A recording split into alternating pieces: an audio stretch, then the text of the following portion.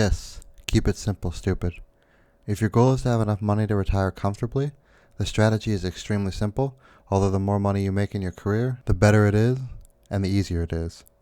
Open an investment account with any institution that you're comfortable with. As you learn more about investing, you can take the time to understand the benefits of tax-deferred accounts, such as the IRA in the US and the RRSP in Canada. You can also learn about the after-tax, tax-free accounts, such as the Roth IRA in the US and the TFSA in Canada, but those are not crucial to this advice. After you have that account set up, you want to take as much as you can save, up to 20% of your paycheck, and place it into that account every month.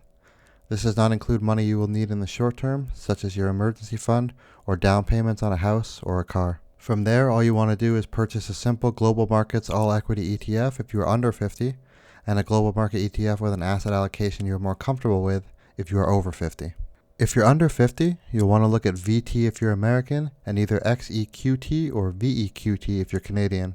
Those are the simple one-stop shop global market ETFs that will provide you with the greatest diversification. Once you hit 50, you'll want to look at ETFs with some bonds in them.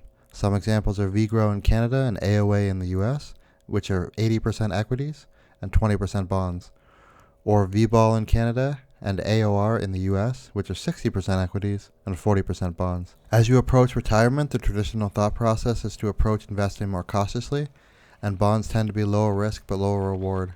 If you want to get a bit more advanced, you can make sure your account does DRIP. DRIP means Dividend Investment Plan, which means that any dividends your ETFs provide you will be automatically reinvested into shares of that ETF, which automates your investment process and allows you to avoid the cardinal sin of obsessing over your long-term investments. Subscribe for more.